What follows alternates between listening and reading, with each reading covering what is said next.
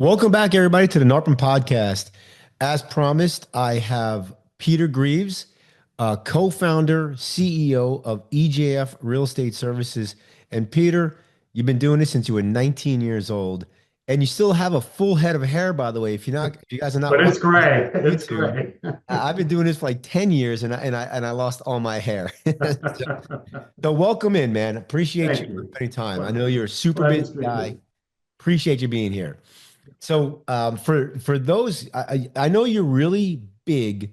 You're a big deal, Peter. You know we know all that in the HOA world. But a lot of people in NARPM, even though EGF is so big, they may not know who you are. So just give us kind of a short summary of why you got in, how you got in, and then what you're up to. As you mentioned, I started when I was 19 years old. I was working for my uncle's real estate company. I was attending the University of Maryland, and he called up in my dorm and asked if I wanted to answer phones over winter break. I'm like, job, yes. And I went back that summer, actually got my real estate license, and really gravitated towards his single family rental division. He probably had 50, 70 single family rental accounts, but they were also doing sales and in closings. But I liked the single family rental division because it was quick commissions, it was younger people renting within the District of Columbia, and did great with it. The next summer I came back and stayed, worked full time while I went to school full time, and just grinding it out, built it up to a couple of hundred doors, and got a call from an HOA saying, would you consider managing our condo? I didn't even know what that meant. I'm like, sure, yes. I didn't say no to anything at the time. And think about this when we talk later on. I just jumped in and reverse engineered what the last guy was doing, and through just hustle, figured it out. Got a second one, got a third one. And now we're in the district, in the greater district, we have about 650 associations. We still have single family rental division. We have a little over 900, 925 doors. So we run them as two separate companies, EJF Rentals and EJF Real Estate Services, two different leadership teams, two sets of software. We run them separately, but they're all under the EJF umbrella, same vision, same culture, same um, What was the main reason to do that? Is there because it's two sets of books and it's kind of a pain, but is there a liability reason or is you there know, it, it was hard to think both as an HOA manager and a rental manager. Really, what you do and who you answer to with as a rental manager, you have an owner and you know what your clear directive from them is to make money, right? They want you to maintain the property value. They earn money with that, but they're really looking at what it essentially is a single business unit. They're a single business unit with a profit and loss statement, and it drops to the bottom line. Your relationship with your tenant is different than your relationship with your owners at the communities that you manage. But with the community association, it's the board of directors, and they have a different set of objectives, excuse me. They want to maintain property value. It's about compliance. It's about other things other than the bottom line of the community. They want to keep fees as low as possible. And so you think differently as an HOA manager than a rental manager. And so part of the key to success of doing each is to not overlap your staff, your property managers. And we did this. I was managing both rentals and HOA managers, HOAs. And as we grew, I found that increasingly difficult to do. So we separated. I tried to create portfolios for community association managers and portfolios for rental managers. And that just grew to the point where it just made sense to separate it into two companies. I could run it under one company, it all flows up to the same thing, but I wanted to be very intentional and deliberate about having the rental team use best-in-class technology, think correctly about what their objective is, and the community association team do the same thing. So you were literally building two companies at one time. Correct. Plus Yeah. maintenance. Plus Yes. three companies at Yes. one time, right? And I'm guessing the maintenance was under another umbrella as well. EJF Maintenance Yeah, Services. Yes. makes complete sense. Yeah. There's so much to unpack there, but I want to jump into that. Our listeners, if when they're listening to this, they're most likely single family property managers. I know right now, single family management is either kind of maintaining or they're decreasing, right? They're losing clients. There's a bigger churn than before, and so a lot of folks are thinking, well, maybe I need to expand my services, and they seem HOA is a it's close enough, and so maybe I go to HOA. Now, um, the grass is always greener, right? Everybody looks at HOA like, oh man, that looks like it's so simple. So let's talk a little bit about HOA. So as you were building these companies, you obviously saw lots of differences, and you created two different companies, and I'm guessing different marketing and sales and operations and tech and all that good stuff. Talk about the major obstacles if I'm an SFR property manager going into HOA, or just the main differences. Like, what do I need to look out for if I really want to do this? So there are more similarities than differences. You're a property manager, you're managing a physical asset, you have residents living in it. It's still, you have to have a service mentality, and you have to want to do right by the people within your communities in both instances, right? So I'd say 80% of it's the same, but there are some very distinct differences between the two. One is the posture you take with communication with your, for example, tenants is much different than what you take with the residents within your buildings who someday may get elected to the board and be your boss. Your boss is the five or so board members on the community association side.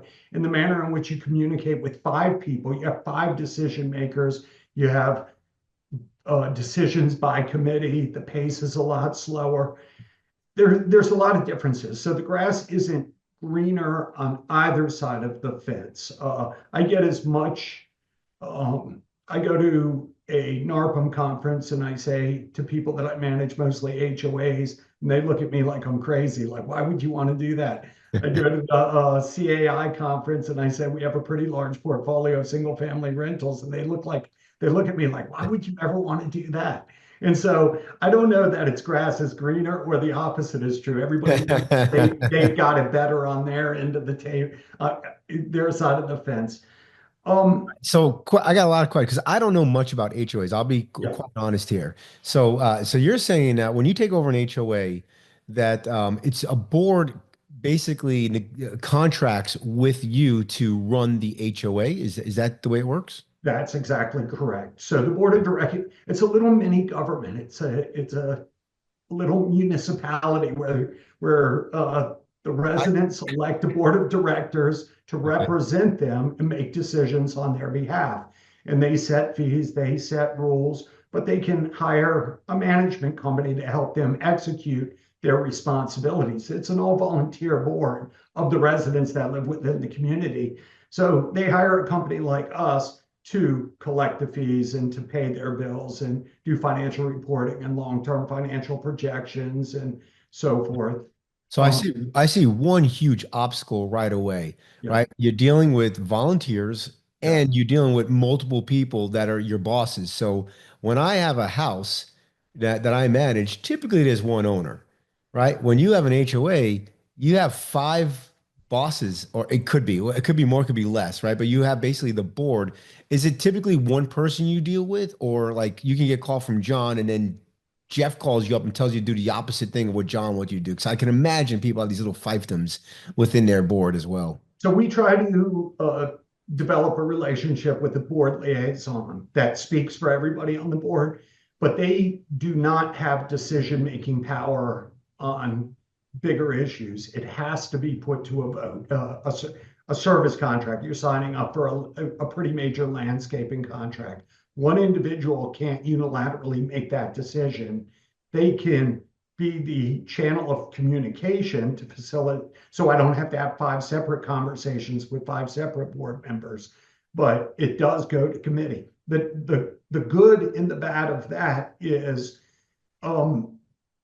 things go much slower. They take a lot longer to make decisions. In single family rental, I pick up the phone, I call the owner, I said, we've got a problem. The owner makes the call. Or I want to lower the rent because it's not renting. The owner makes the call. I have to bring it to a board. I have to explain to them why we're making this suggestion. We have to guide them through the process. And it's a process of educating the board. They want to make the right decision. They might not be equipped to make the right decision because they don't have the information. It's my job to provide them with that information necessary for them to contemplate it and make the right decision. So as a result of management by committee, they make decisions to change management companies much slower. So the cycle of getting hired is much longer. I think we track it. It's in the 150 upper hundreds from the first contact to when we actually have a go live date. The good news is churn is a whole lot less on the association management side. Once you get them, as long as you're doing a good job, it's not a lot of churn. Churn in the industry on average is in the high single digits, where it's much higher on the single family rental side, because even if you're doing a good job, owners want to sell.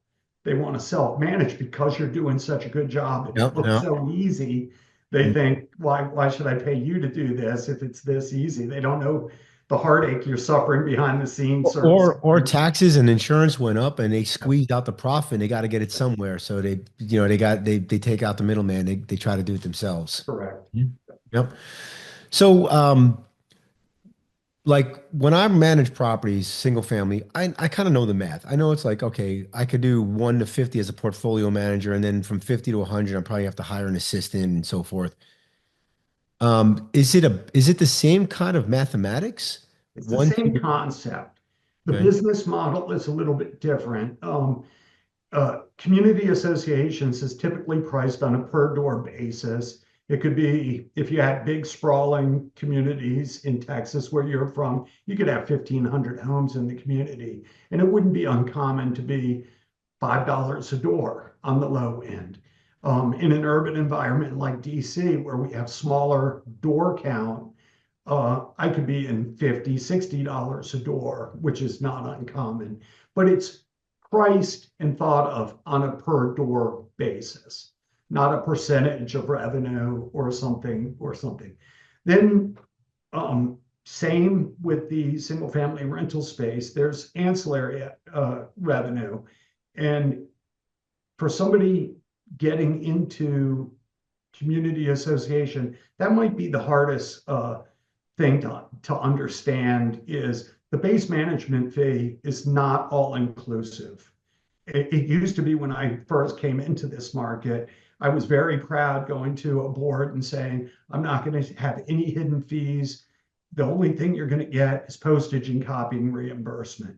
The problem with that is it becomes an all-you-can-eat buffet. The more of your time they're spending, the more of your time they're spending, the lower their price is. And so we've had an unbundling of fees on both in the single family rental and the HOA space, where not every community needs the same set of services. So instead of saying, yes, we do this and no, we don't do this, we have a price so we can say yes for everybody. So if you Yes, and the want to, prices. Yes, yeah. and the And, prices. You don't want to say and so no. we have a fairly lengthy list of ancillary fee pricing. And unless you have, if you're trying to get into this space, unless you have a friend that will share theirs, or you get a copy of the last guy's contract, it's not intuitive how to price the ancillary fees. You'll figure it out. And there's a lot of people in the industry that are very friendly and very open with their information. I'm one of them. And I would share concepts, not necessarily exact pricing, Sure. and be happy to. Yeah. Okay, so it's like I know with a single family management company, I know all the duties that I have to do. What are the duty? Like I gotta collect, I'm guessing I gotta collect the HOA fees, Yeah. right? And I sound such a I know I sound like such a newbie here. Well, Like let's take it like and investors look in. to me like all you do is collect rent.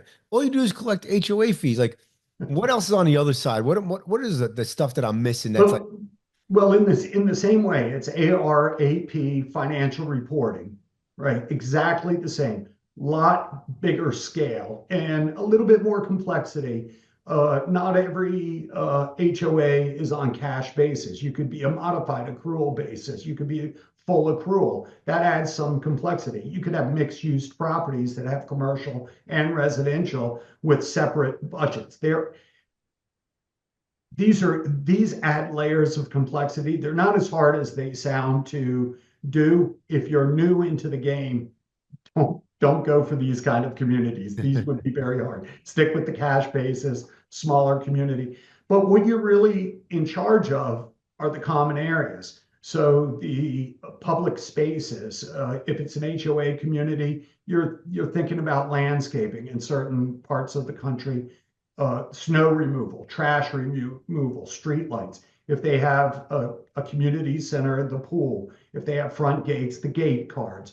And so it's a fairly defined set of what you're responsible for, as opposed to I have a single family house in the middle of Texas. I have a roof, I have a basement, I have a heat, an air conditioning system. You're really soup to nuts, everything within the physical structure.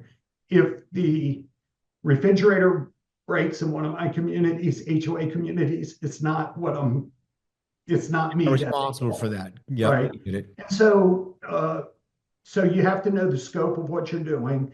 Then there's really three things that you do. First, it's the financial, the ARAP. It's the physical, and then it's the administrative. You have to keep things in compliance. In an HOA community, there's a compliance inspections. You don't want somebody painting their garage door blue when the rest of the community has a different color Yeah. scheme. The big one for us here is grass, right? The grass goes more than like a quarter of an inch, and oh my goodness, we're getting letters left and right. So From, does from do, that perspective, a lot of the listeners will manage rentals within HOA and have a pretty good idea of what compliance consists of. yeah, for sure. Yeah. So I love single family homes because I don't have to be there except for when I have to be there, right? I have to do an inspection or whatever. Like with these gate cards and things of that nature, do you actually have to have somebody on site for these communities? Or do you everything is just through the mail? Like, hey, I need a new It depends on the size of the community. Okay. So the very large communities do have people on site, but it's completely unnecessary for communities of the smaller scale. And you do it remotely in the same way. We visit our communities just to put eyeballs on it, to meet with vendors and so forth. But for the most part, you rely on the various service contractors to go out and perform their responsibility. The landscaping contract you're going to get to go out in a high-rise building, somebody is going to be responsible for the elevator. That's going to be the elevator service contract. So I don't have to physically be there every time the service contractor shows up. They'll have access, they'll know what to do.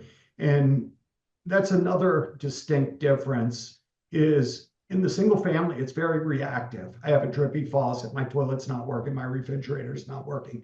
In the HOA space, we are dealing with things that pop up, but we're trying to anticipate problems. We're thinking about reserve studies. What does the future look like? We're putting service contracts in place for the major components. And in some ways, that makes it easier because if I have for example, elevator contract in place, I don't have to worry about the fire drill that happens if an elevator breaks. I'm servicing it correctly. I'm spending the money I need to spend to get it serviced correctly and keep it running for the residents, as opposed to waiting for something to break and it becomes a drop everything emergency because the tenant doesn't have a refrigerator right now. All right, I got a stupid question. Yeah. Who actually goes out and drives around to see to make sure that garage door is not blue or that the So grass is?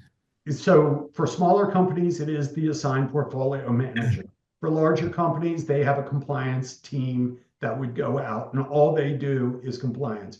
You could also third-party contract. There are vendors out there that will look at your set of governing documents, your CC&R, and for a fee, you could hire them to go out and drive the community and generate the violation letters and do the follow-up. I'm laughing because there's always seems to be some little old lady, man, they, them, whatever, that's retired, and then they're the ones driving around, and then they're letting they're letting people know, hey, there's a blue door here, not supposed to be there, and I'm like, so I have some friends that brand their cars and they want to wave the flag. And I have other friends that will never brand the cars because they don't want the harassment from somebody, don't, you sent me a letter. so you said obviously accounting is a big deal on both Yes. SFR and HOA. Are there like specific softwares for the HOA, industry, like much like we have like Rentvine and Propertyware and things of that nature? Yeah, so we operate off of two separate softwares, specifically where with Appfolio on the rental side and Vantica on the HOA side. I Appfolio was and maybe is best in class. When we went with Appfolio, right when Appfolio was brand new, it was a game changer for the single family rental space. Now there's a large number of competitors that are very good, very good.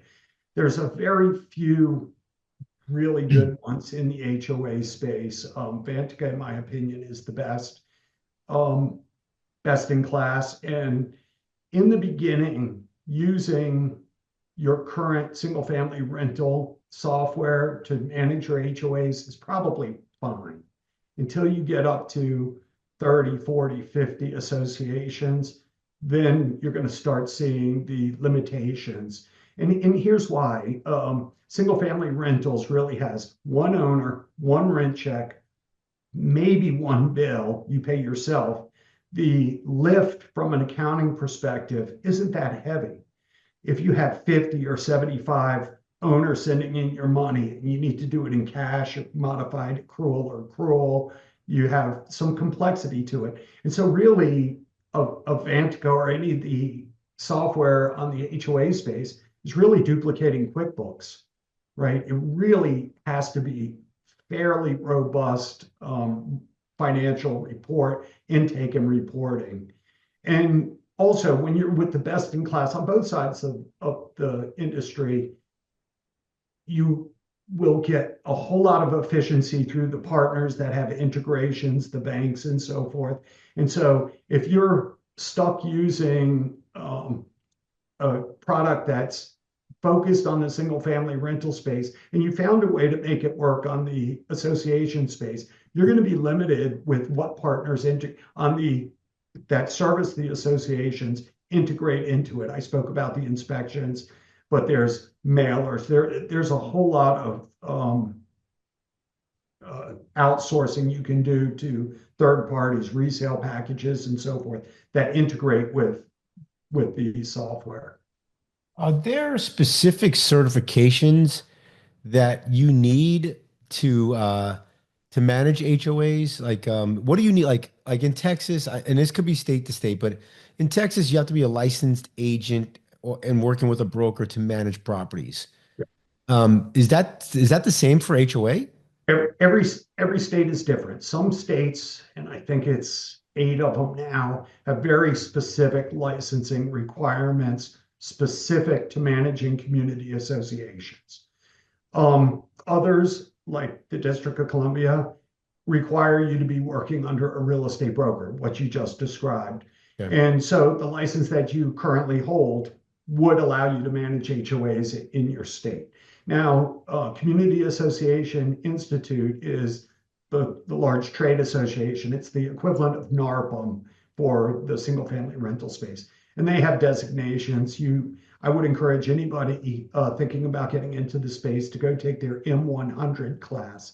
It's it's a wealth of information. We send all our virtual assistants through it. We send all our people through it. They come out with just a lot of knowledge on the industry, and it's a good place to start. And then after you take the class, you're able to test in and get your CMAC, Certified Manager of Community Associations.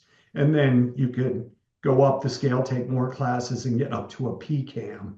And Got it. so, But yeah, you don't need those certifications to but you actually. don't need them. You Got it. don't need them unless you're in one of the states that requires a license. Now, when we were in the green room, you were talking about the differences between a NARPM conference and a CAI conference. Did I get that right? CAI? Yes.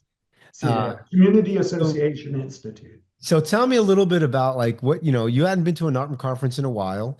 Yeah, And, what did you see? And I'm guessing you go to CAI conferences quite often. I do. Yes. So what was the big differences that you saw between a NARPM and a CAI conference? So I went to my first NARPM conference. I went to the conference out in Colorado. It was great. It's a lot more tech forward. I saw. So here's why I went. I've been to the CAI conference. I know all the vendors. They're my friends. I've given the talks. I'm not learning. I'm not learning as much as I used to from those conferences, and I was craving new information and trying to see it. So I went to the NARPM not only because of our single family rental portfolio. I was trying to learn something new for our association portfolio. And I found it fascinating. Both the conversations that we're having, the presenters were great, but the trade show and the vendors that I didn't know and what do you do? And wow, that's great. And I saw a lot of them that were very applicable on the HOA side. Security companies that were embedding AI into the cameras, I thought were great. Very AI forward. I've had a lot of follow-up conversations with a number of the vendors exploring how we might be able to introduce them into the HOA space. Excitement on their part, excitement on my part, trying to get into something new that isn't available typically to the association management industry. Yeah, I thought that was a really cool take because we always hear that single family is kind of a laggard in technology, but I gotta say, over the last, especially since 2020, the technology has really ramped up on the single family space. Because we always see the MFR space as kind of like the North Star, and then that's kind of the tech, and it kind of filters down. But SFR is really the single family management. They were early adopters on virtual assistants. And now it looks like we may be early adopters on AI instead of laggards on this stuff. Agreed. I started using virtual assistants after attending a NARPM conference. I was I was walking around. I saw a booth for virtual assistant. I'm like, what is this? You hire somebody from the Philippines? And I thought about it, and I'm like, sure, let's give it a go. It sounds really interesting. We were 5 years because of NARPM. Because of that, I was about 5 years ahead of the norm in the HOA space. Now it's pretty prevalent in the HOA space, but there was about a 5 year lag. And I see that with some of the adoption of technology as well. But you're absolutely right. The technology on the HOA space is moving fast. They're getting up to speed. They're really good products out there, including two in particular HOA AI providers that are really digging in deep and bringing some real efficiencies to the processes. All right, so we're going to hit a commercial break here in a second. Got one last question though. Okay. As a single family operator, I know my target market is basically single family investors that are buying properties in the area that I manage. Yeah. Who's your target for HOA? Like, how do you find those people? You can't be all things to all people. So for us, we began as an urban company where our office is downtown DC, and that was our target market. And it was through our relationships with the vendors, particularly the attorneys, that when a board is unsatisfied with their current management company, they often call their attorney and say, "How do we get out of this contract?" Right? Okay, And that's, and that's and great. who should I call? So a big source of our referral business is from the attorneys, the accountants, and all vendors that we deal with. It wasn't until just a few years ago that we became very intentional about business development, stood up a business development team. So you can do it very effectively without a business development team. You don't have as many pitches. If you're doing one a month and you're building up, you're pretty happy, right? Now we Okay. do we do several a week. Um, but your target audience are should be in the beginning, the smaller communities until you get your feet under you and just emerge into the marketplace and let people know you're interested and the phone will ring. What about builders? Like if they're building a new community, do you want to try to get in with the builders or is that Yes, that's a great source of new business. If you can get in with a builder, they can feed you a lot of business. And yeah, you do 'cause a good job by them, they will feed you. I'm assuming most communities already have an HOA management company, so you're literally trying to find the ones that aren't providing and like literally replacing them. So that's That why it's a longer a sales process, I would guess, huh? that's exactly right. If 10% churn a year, a little bit less than that, there are associations out there looking. And sometimes they've been through three or four management companies. Maybe you don't want those, right? Because they're hopping from their expectations are Yeah, unrealistic. yeah. If you're starting a new business, maybe that's a good way to get your foot into the Same industry. here, right? When we find somebody like, oh, who's your last management company? I was with so and so. Before that, I was with so and so. Before that, I was with so and so, and they're all terrible. I'm like, you might have to look in the mirror, right? The three or four management companies can't be Exactly. terrible in 3 or 4 years, right? Yeah. All You can right. hire an HOA manager too. A lot of people in the single family rental industry have HOA experience and tap into that experience and see who they manage, how they manage, if they're interested in doing it again. It's a good way to get your foot in the door too. What is like for single family, a good profit margin is, 20 to 30% is probably pretty healthy. Are you finding that your SFR or your HOA company has a higher profit margin? Not which one makes more money, but just a higher margin overall. They're about the same for us, and they're both above industry average on both sides. But in general, single family rental has a higher profit margin than the HOA space. However, the money you bring in from HOA is bigger, so you get a smaller piece of a bigger pie. As long as you get to a little bit of scale, your top line number is going to be bigger on the HOA space. Man, I can talk to you all day, but we do have we're up against it, so I'm gonna hit a quick commercial break and I'm gonna put you in the lightning round, Peter. We'll be right back. Sounds good. All right, Peter Greaves, CEO, co-founder, EJF Real Estate Services. Are you ready for the lightning round? I am ready. All right. So we'll start you off with an easy one. What PM software do you use? Vantica, I mentioned that. Yes. Appfolio and Appfolio on the single family rental side, Vantica Antica. on the, yeah. Okay. All right. So on the single family side, what is your organizational structure? Is it departmental, portfolio based, pods? What kind of structure are you guys using for 900 plus single family units? It's departmental. Departmental. Okay. All right. Do you have BDMs for both companies now? We have BDMs on both companies. Okay. What is one piece of advice you'd give someone just starting out in the HOA business? Have patience. Was it taking that course? It's taking the course. Yes, take the course, learn.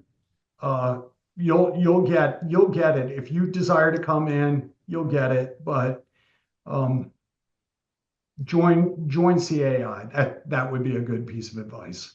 All right. And if you're just starting a PM business, join NARPM. Join NARPM. Great advice. Yeah. Does pineapple belong on pizza? Whatever floats your boat. I don't order it, but if somebody else does, I eat it and I like it. Favorite fast food restaurant? Is Chipotle a fast food restaurant? It is today. Okay. All Okay. right. What was your first job? Um, Flipping burgers at Roy Rogers. I hated it. It's the only job I've ever had that I didn't like. Really? No. What's your ideal vacation? Um, Taking my family to Europe or anywhere we haven't been before. Oh, you like new stuff. Okay, I cool. like new stuff. Yeah. I don't know if when this is gonna drop, but I'm gonna be taking my mom, my father-in-law to go see the Tour de France Oh, really? final Wow. stage in the Champs in Paris. So we're real excited about that. So I'm That's gonna be great. taking your ideal vacation because I've never been there. No. If you could have dinner with anyone alive, who would you want to have dinner with? Controversial in today's market. I mean, in today's environment, but probably Elon Musk. I agree. I agree on both. It's controversial, but man, that guy is just, I don't know if I'd want to have dinner with him. I just don't know if I could even like speak his language. Like he I is just read so I smart. read his book recently, and I'd recommend it to anybody, no matter what your politics are. It's fascinating story and how he goes about running his business. There's lots of lessons there for us Okay. running our own. What is one challenge you're currently facing in your business? Same challenge everybody's facing, finding good people. Finding people. Where we're growing fast and we always have needs and we want only A players, and finding those A players, identifying them, getting them on your team is just hard.